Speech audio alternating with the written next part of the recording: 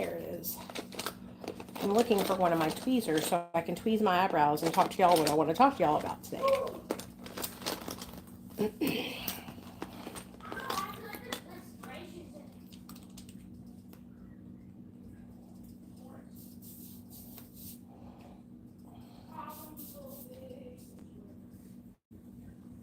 Okay, if you want to smell like a fucking delectable snack, if you want to smell like a piece of red velvet cake with cream cheese icing, you got to get this fucking smell.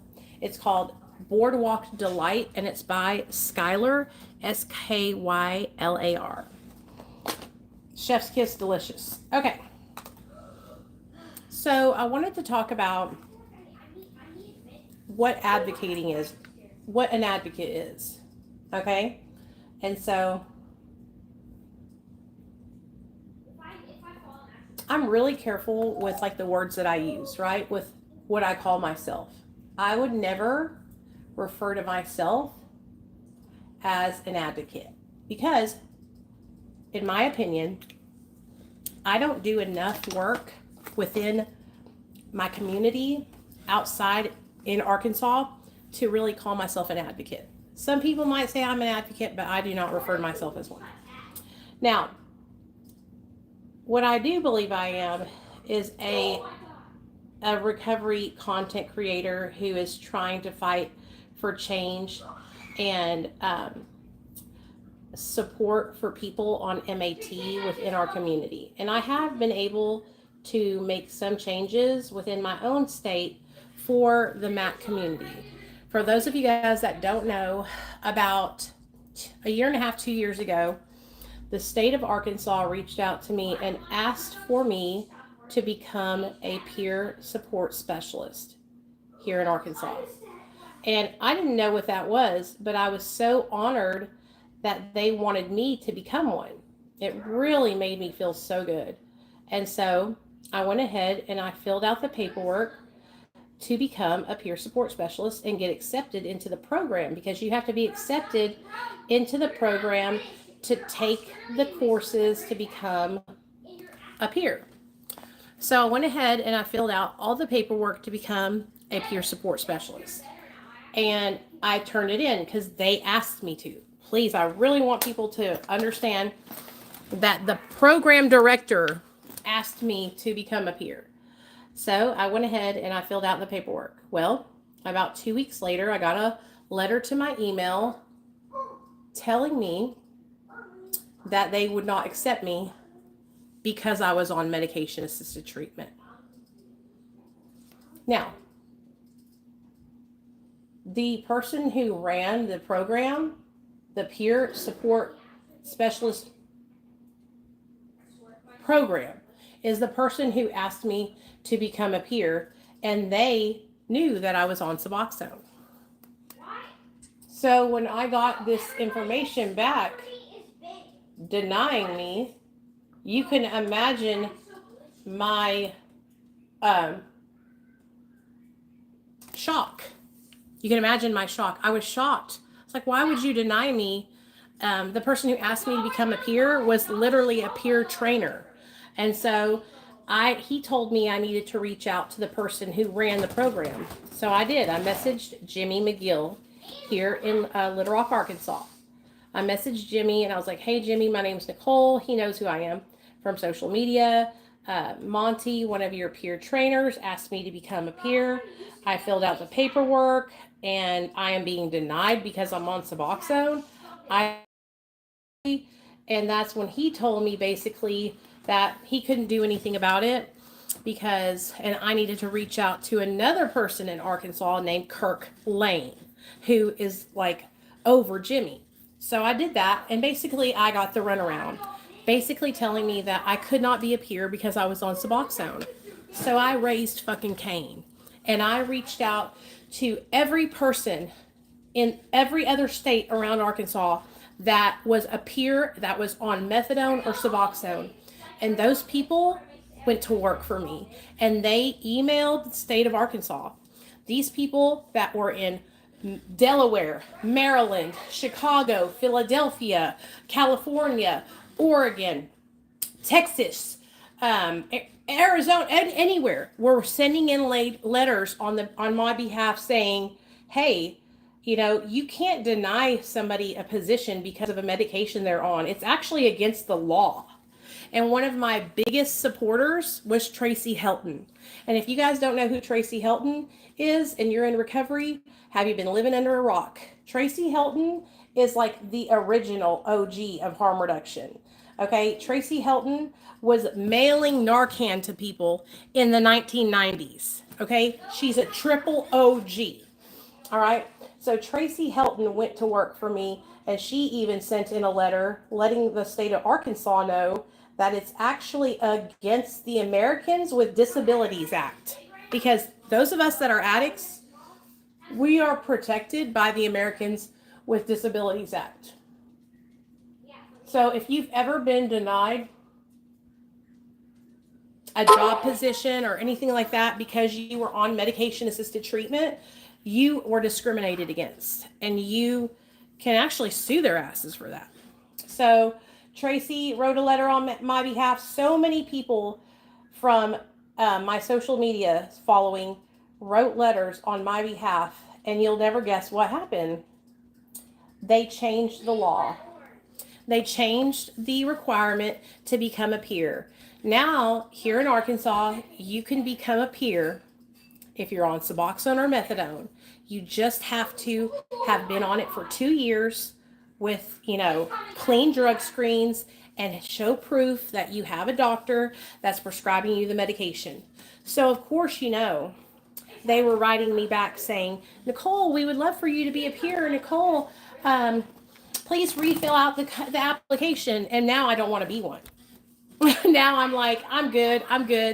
So, a lot of people ask me, like, why don't I get involved here where I live in the recovery community?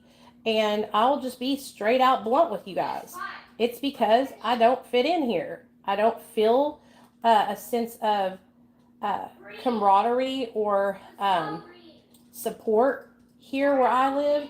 I don't really align with a lot of the beliefs that people in the recovery communities here where I live have. A lot of it is Bible thumping, big book thumping beliefs, and I just don't, that's not my thing. I don't want to be a part of it. So, all these years that I've been working and advocating in recovery, I've actually been doing it just on social media and on the West Coast. I work more with programs in California. And for those of you guys that don't know, I've actually been, this is my second time to go back and do this speaking engagement. So Miss Tracy Helton, one of my biggest supporters and one of the people that has advocated for me and helped me in my recovery journey on social media the most, she has actually asked me to come back and speak on a panel September 19th for Recovery Month. And this is a paid opportunity. And it's one of the best opportunities. She asked me to do it in 2021. I didn't do it last year. I don't know if they had one last year. And then she asked me to do it this year again. And when I tell you guys, like, it means so much to me that they want to have me on their panel. And the reason why they have me on their panel is because I'm on Suboxone and I'm in recovery and I advocate for the MAT community. I have worked my ass off for 5 years helping change the stigma and support people on MAT treatment in this recovery community. I have worked so hard. And that's why I don't say that I'm an advocate, because like I said, I don't feel like I do enough community work in my community to call myself that. But as far as the MAT community, that has been my blood, sweat, and tears for years, is advocating for the MAT community, creating a safe space for people on Suboxone, for people on Methadone, for people on Sublocade, to feel like they can come here and they can be safe, they can have support, they're not going to get made fun of, they're not going to be told that they're not in recovery. And every now and then we'll get a straggler that runs into our little community that thinks that they're going to talk crazy to people about their sobriety. But I'm going to tell y'all, that shit don't fly over here. If you think you're going to come over here and talk shit about people that are on Suboxone, you're in the wrong motherfucking place. Okay? You are in the wrong place, and you need to see your way out.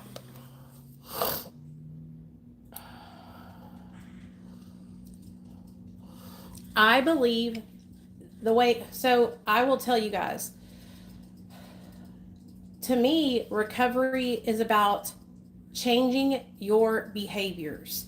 It is about taking accountability and responsibility for your wrongdoings. Hey, Tracy, to me, recovery is about showing people that you're living your life different and not repeating the same bullshit fucking behaviors over and over and over again. Lying, cheating, stealing, manipulating. That is what recovery is to me. To me, recovery is being a mother to your children. To me, recovery is providing a stable lifestyle for your children and your family. To me, recovery is being my supportive wife to my husband and helping him be a better husband and a better person in his life as well. That's what recovery is to me, you know? I will be honest with you guys. When I first got sober, I did work the 12 steps thoroughly many, many times through. But as I got older and I stayed sober longer, that just kind of wasn't something that I needed anymore, you know? To me, it's really important that you do therapy when you get sober. To me, it's really important that you process through the traumatic events that happened to you when you were in active addiction with somebody who is a licensed therapist, and has, you know, education to help you heal and grow, so you don't re-traumatize yourself in the process. Because, you know, in a lot of experiences for people who are doing the big book AA 12 steps, a lot of the times they're re-traumatizing themselves, recounting the things that happened to them and the things that they did in active addiction. And so I think it's important to also, if you are in a 12-step program, to also make sure that you are doing therapy with a therapist, because those experiences that you had in active addiction can be, you know, really traumatizing. I had the luxury of having a therapist and a 12-step sponsor. And so I got to share about the horrible things that I did and the horrible things that happened to me, and being honest. Absolutely, 100%. If you cannot be honest, if you can't be honest, you can't recover. Point blank, period. Okay? If you are still lying to yourself, then you are going to stay stuck in the same position for forever. And I see that happening all the time on social media. I see people who can't be honest. I see people who are perpetually victimizing themselves over and over and over again. They will not take responsibility for anything that they do, anything. Okay? And that's just so sad, because all it takes is getting honest and taking responsibility. It's really not hard at all. Being honest and telling the truth is so easy. You know what's hard? Keeping up with lies all the time. That's what's hard. Telling lies, being dishonest, recounting your story over and over again, and having to keep up with the same lies that you've told. We've all been there. We were all in active addiction at one point in our lives, you know, but I also believe just because a person's in active addiction, it doesn't make them, it doesn't mean that you are immune to criticism. It doesn't mean, oh, they're in active addiction, so we can't call them out. No, ma'am. No, sir. That's not how things work. You don't get a free pass because you're shooting dope still. If you're being a shitty human being, and I know about it, I'm going to say something about it. You know, if you're being shitty and lying to people, and I find out, I'm going to tell people that you're lying to them. Because that's the right thing to fucking do. Oh, gosh. These damn eyebrows, y'all. They're killing me. Oh, that one fucking hair right there. Do you see that fucking hair right there?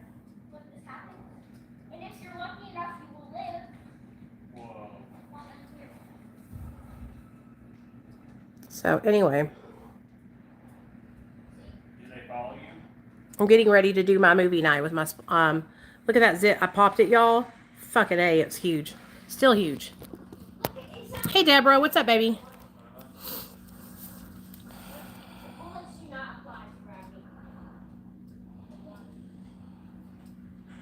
Oh, Cher, I'm sorry, girl. Hey, SJ.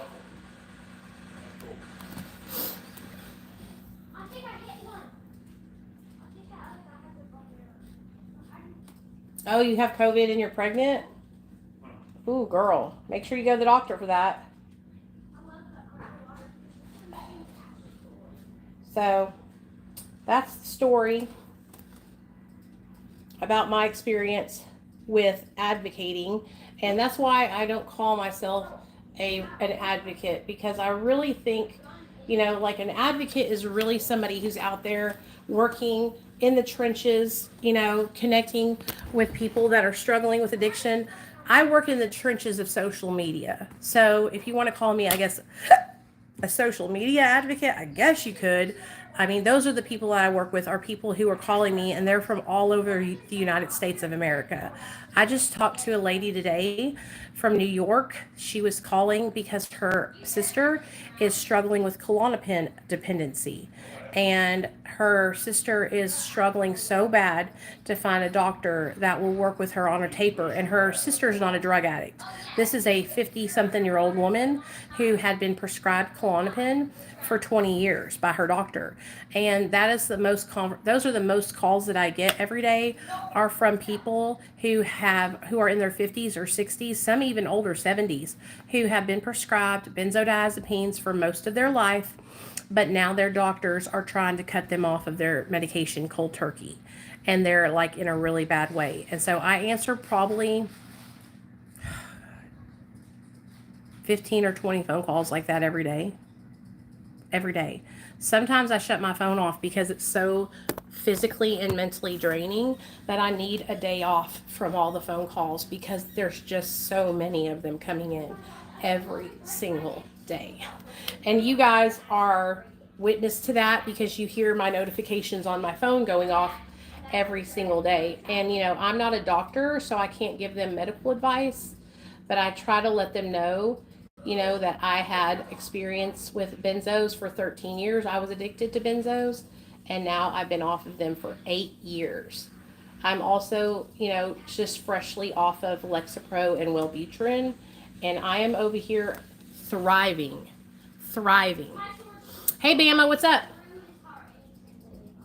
I'm over here thriving. So I try to help people by sharing my personal lived experience, so that way maybe it gives them a little hope to know that they're not alone, But anyway, long story short, I came on here to let you guys know that if you would like to come over for our Patreon movie night, Patreon movie night is for all tiers. So I have $2 and up. Every tier is invited. And we are going to be watching a movie about eating disorders tonight. It's called To the Bone. And so I'm about to sign off and get my phone charged and get ready for that. But I would love for all you guys to come over and join my Patreon. I will put a link in the community tab so you guys can come. And I love y'all, and I hope y'all have a good night. What? He might be